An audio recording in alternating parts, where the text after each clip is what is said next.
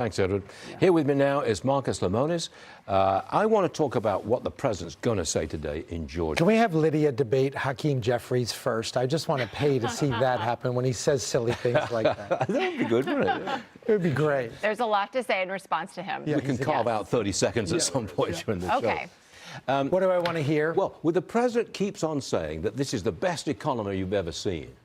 I don't think voters actually believe him.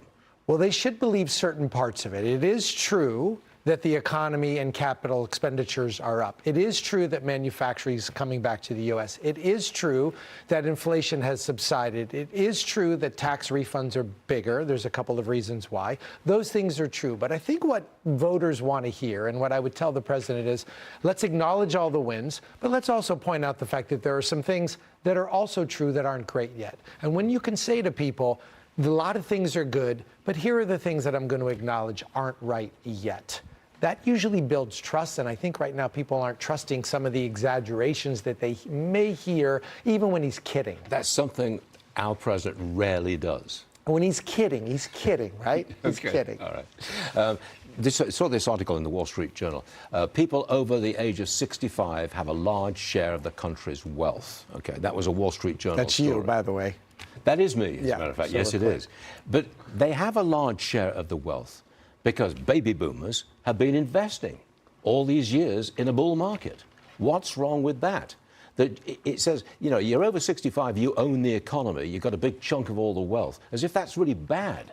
Well, it's a natural result of people living to the 60s and 70s and investing in the market. We keep having the Democrats demonizing wealth building and success and all of those things. And at the end of the day, when I look at some of the Democrats who are also over 65 who are in office, who've been trading stocks, and they're a lot wealthier as well, they should probably look in the mirror. The reason that the over 65 group is the wealthiest, it's just simple math. There is more of them. They've been working a long time. They've been investing in the economy. They've been living conservatively. They haven't been putting everything on their credit cards, and they've saved, and they've enjoyed the appreciation of their home at the same time. It's the 401k. Yeah.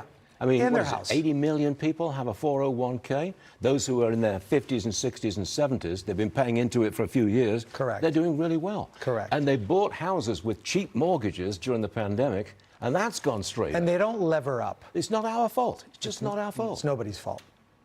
Well, I like it, you know. Maybe a little your fault, though. Not so. You're not 65, are you? I'm not. We'll leave it at that. Okay. just check. My hairline is 65, but not me. So you're not a baby boomer. I would be considered right below that. I'm not a baby. I'm 52. So what does that make you? Which generation is that? You know what? I was talking about that with somebody yesterday. I don't know what generation it makes me, but I'm not X, which usually means I don't want to work and I want stuff for free. See, I was trying to fill a minute of time and Yeah, I make know. it interesting. And you were very good. Stuart, here's the thing that I do want to make sure President Trump does today, in all seriousness.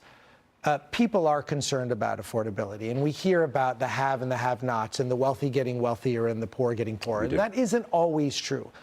This idea that you're going to be able to wave a magic wand and fix affordable housing is it's a total flaw. Housing is a function of the price of the home and interest rates. And while interest rates are a little lower from a prime standpoint, the 10-year Treasury isn't lower. It's still over 4.